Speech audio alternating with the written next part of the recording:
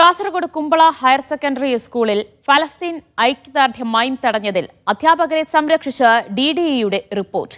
കലോത്സവത്തിനിടെ വിദ്യാർത്ഥികൾക്കിടയിൽ പ്രശ്നങ്ങൾ ഉണ്ടായതാണ് കലോത്സവം നിർത്തിവെക്കാൻ കാരണമെന്ന് പൊതുവിദ്യാഭ്യാസ ഡയറക്ടർക്ക് നൽകിയ പ്രാഥമിക റിപ്പോർട്ടിൽ പറയുന്നു.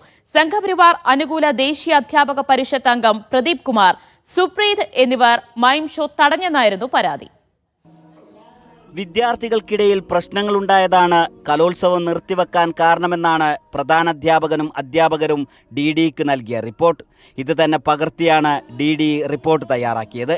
കുമ്പള ഗവൺമെൻറ് ഹയർ സെക്കൻഡറി സ്കൂളിൽ വെള്ളിയാഴ്ച നടന്ന കലോത്സവത്തിലാണ് മൈം ഷോ തടഞ്ഞത്. ഫലസ്തീൻ ജനതയുടെ ദുരിതം വിഷയമാക്കിയുള്ള മൈം ഷോ അധ്യാപകർ ഇടപെട്ട് തടയുകയായിരുന്നു. മൈം ഷോ പൂർത്തിയാവുന്നതിന് മുൻപേ അധ്യാപകർ സ്റ്റേജിൽ കയറി കർട്ടൻ താഴ്ത്തി. സംഭവം വിവാദമായതോടെ വിദ്യാഭ്യാസ മന്ത്രി V. ശിവൻകുട്ടി അന്വേഷണത്തിന് ഉത്തരവിട്ടു. വിദ്യാർത്ഥി സംഘടനകൾ പ്രതിഷേധവുമായി രംഗത്തെത്തി. സംഘപരിവാർ അനുകൂല ദേശീയ അധ്യാപക പരിഷത്ത് അംഗം പ്രദീപ് കുമാർ, സുപ്രീത് എന്നിവരാണ് മൈം ഷോ തടസ്സപ്പെടുത്തിയത്. ആരോപണ വിധേയരായ അധ്യാപകരെ സംരക്ഷിച്ച് BJPയും രംഗത്തെത്തി. അതേസമയം നിർത്തിവെച്ച കലോത്സവം നാളെ നടത്തും. അധ്യാപകർ തടസ്സപ്പെടുത്തിയ മൈം ഷോയും അവതരിപ്പിക്കും. മീഡിയ 1 കാസർഗോഡ്.